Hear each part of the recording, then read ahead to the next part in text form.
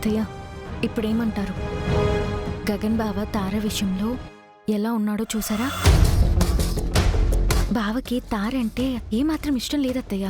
అవును భూమి, ఇప్పుడు వాడు నా కంటికి నా కొడుకులా కనిపించాడు. నువ్వు ఒక్క క్షణం కూడా ఈ ఇంట్లో ఉండడానికి వీల్లేదు. ఈ జన్మకి భూమియే నా భార్య.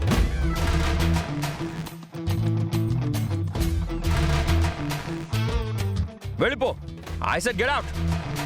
చూడండి, మీరిలా నన్ను బలవంతంగా ఈ ఇంట్లో నుంచి పంపించేస్తే మా అన్నయ్య ఈ ఇంట్లో ఉండడు, పూరితో కాపురం చెయ్యడు. ఏం పర్వాలేదు, అవసరమైతే మీ అన్నయ్యని కూడా నీతో పాటే తీసుకువెళ్ళు. నాకేం అవసరం లేదు అతను.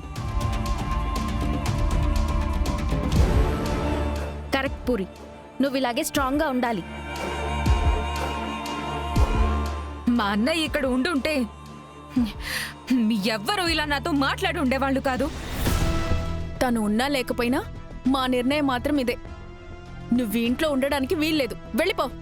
ఓహో, హ, నిర్ణయం తీసేసుకున్నారా? Okay, no problem. మీరే అంత తెగిస్తే నేను ఇంకెంత తెగించాలి? నన్ను పట్టానంటే నేను అనుకున్నది జరిగి తీరాల్సిందే.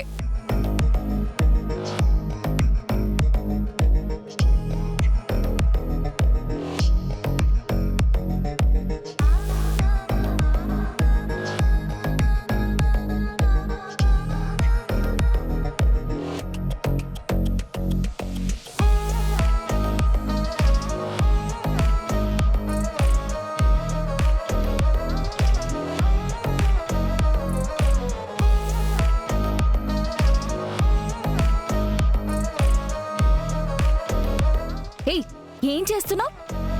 నలుగురు చూస్తే ఏమనుకుంటారు? లే లే ఇక్కడి నుంచి. ఆగు. అసలు దీనంతటికి కారణం నువ్వే.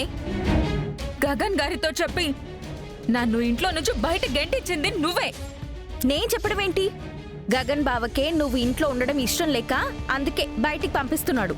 ఆహా, నేను ఇష్టం లేనప్పుడు ఆ మండపంలో అందరి ముందు నా మెడలో తాళి కట్టి తీరుతానని ఎందుకు మాటిచ్చాడు?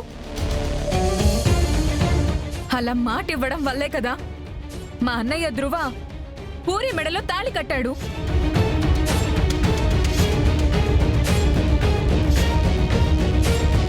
ఇప్పుడు అవసరం తీరిపోయిన తర్వాత నన్ను కూరలో కరివేపాకులో తీసి పారేస్తారా? నాకు న్యాయం జరిగేంత వరకు నేను ఇక్కడే కూర్చుంటాను.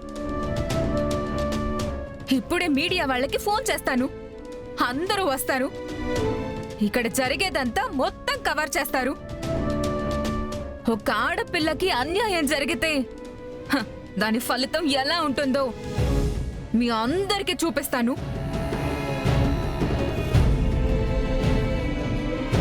ఓ మై గాడ్, ఇదేంటి మీడియా అంటుంది? మళ్ళీ అనవసరంగా నా గురించి న్యూస్ ఏమైనా బయటకు వస్తుందా?